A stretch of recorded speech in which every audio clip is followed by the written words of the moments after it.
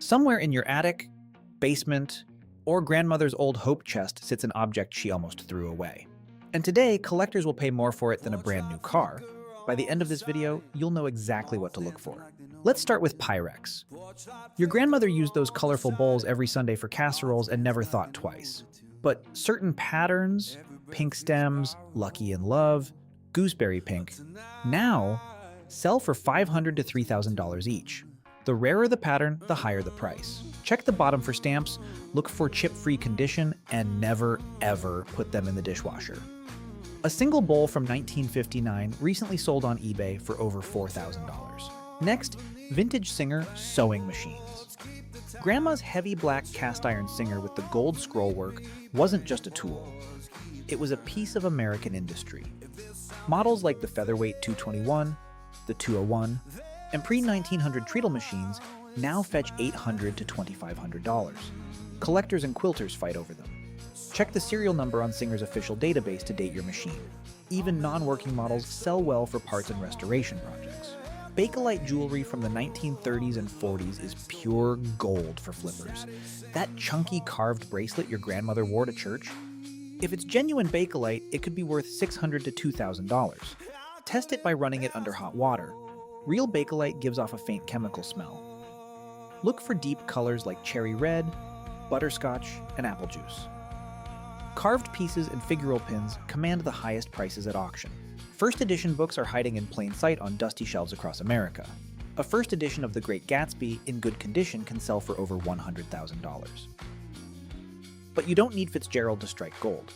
Look for the words first edition on the copyright page, check the number line, and inspect the dust jacket carefully.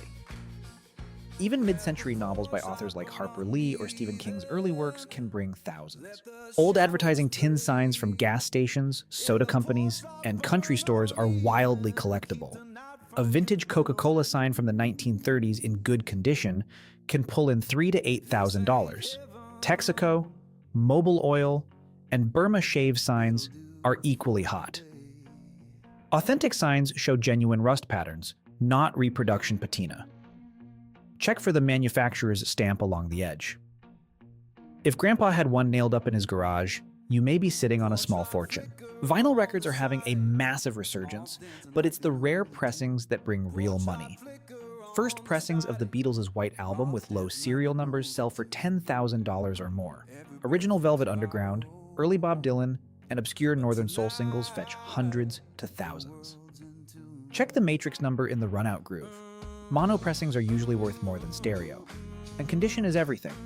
Keep them in sleeves. Cassette tapes were thrown away by the millions in the 90s, but limited pressings now fetch shocking prices. Sealed first releases of Madonna, Nirvana, and obscure metal bands sell for $200 to $1,500. Promotional and demo tapes are especially valuable. Check for shrink wrap, original hype stickers, and band signatures. Hip-hop cassettes from the late 80s and early 90s are particularly hot right now in the collector market.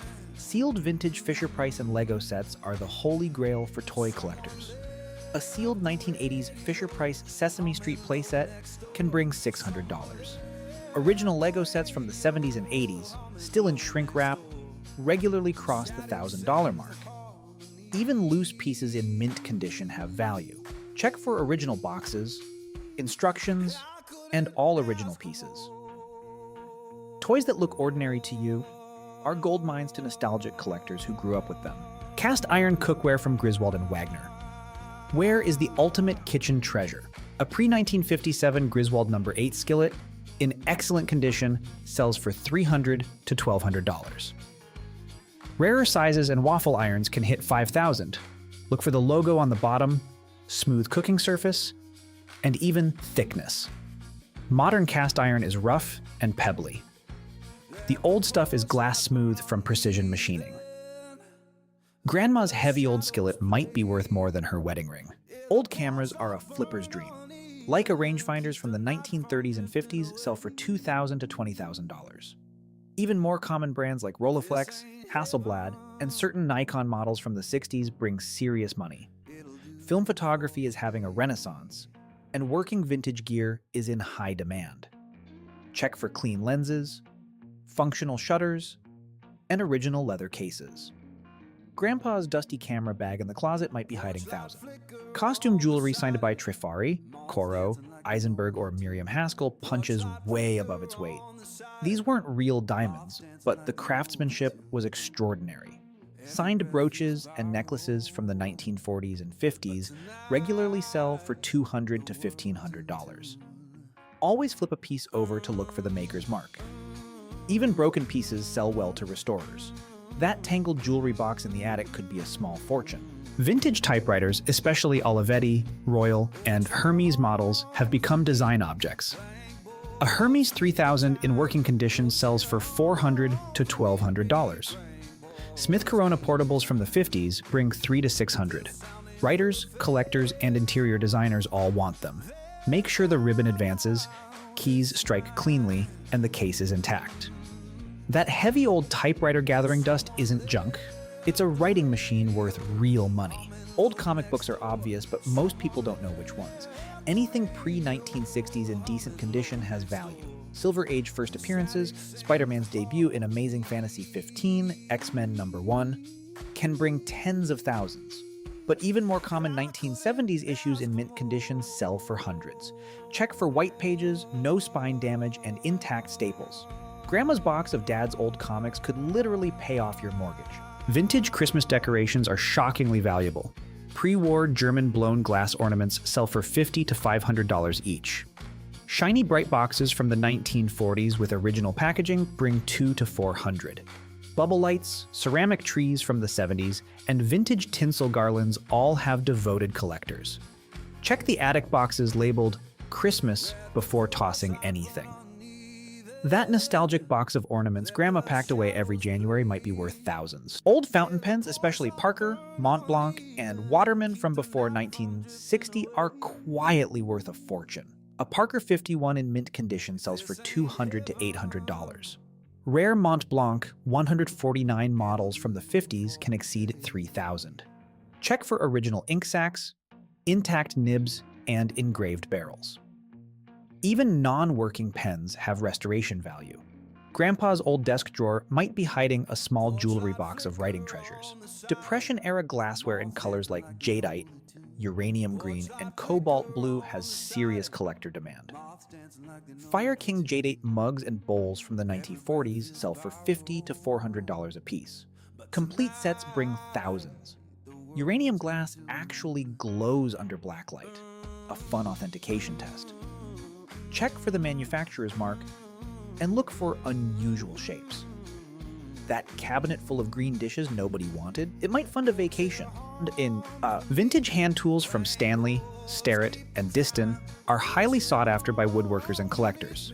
A pre-1920s Stanley Bedrock hand plane sells for $300 to $1,200. Antique Diston saws with original handles bring $200 to $500. Old machinist tools and brass measuring instruments are equally valuable. Check for maker stamps, intact wooden handles, and minimal rust. Grandpa's workshop might be a goldmine disguised as clutter. Now, the most important part, where to actually sell these treasures. eBay is the gold standard for reaching the widest audience and seeing real-time auction prices. Etsy works best for curated vintage items with good photography. Mercari is faster for lower-priced flips. For high-end items, use heritage auctions or specialized forums dedicated to specific categories like Pyrex Collective or Vintage Singer Forum. Always research sold listings, never just active ones, to set fair prices. Before selling, you need to authenticate. Download apps like WorthPoint, which has a database of millions of sold antiques. Use Google Lens for instant visual identification. For coins and stamps, PCGS and Scott catalogs are standard.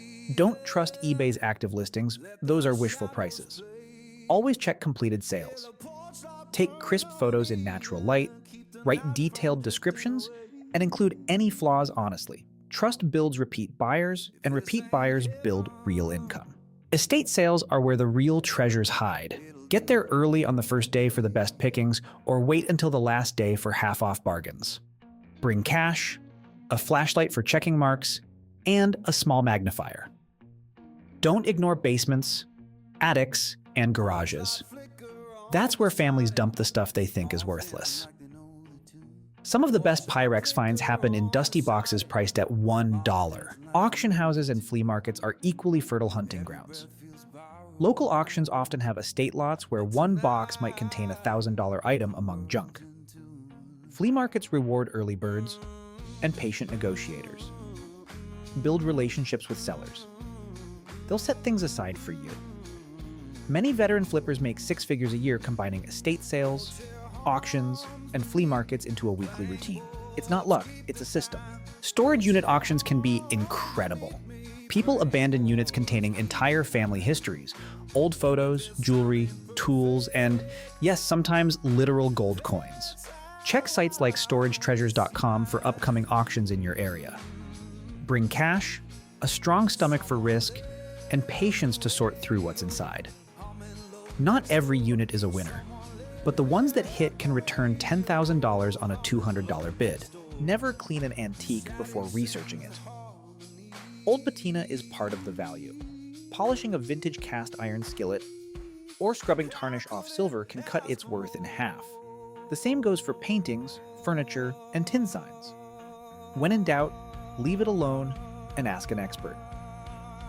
One overly enthusiastic cleaning has cost collectors thousands of dollars more times than anyone wants to admit. Finally, build your knowledge constantly. Follow auction results, read collector forums, watch identification videos, and study reference books. The flippers who make real money aren't lucky. They're educated.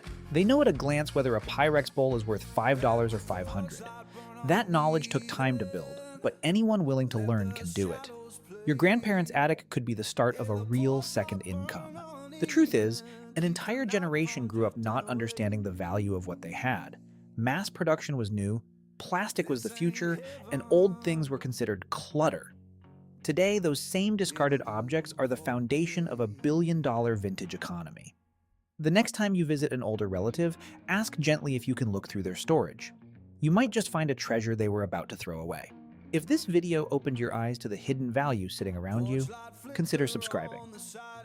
We uncover forgotten ways to make money from America's past every single week, from Depression-era survival skills to old money habits the wealthy never talk about. Hit that subscribe button, and we'll see you in the next one.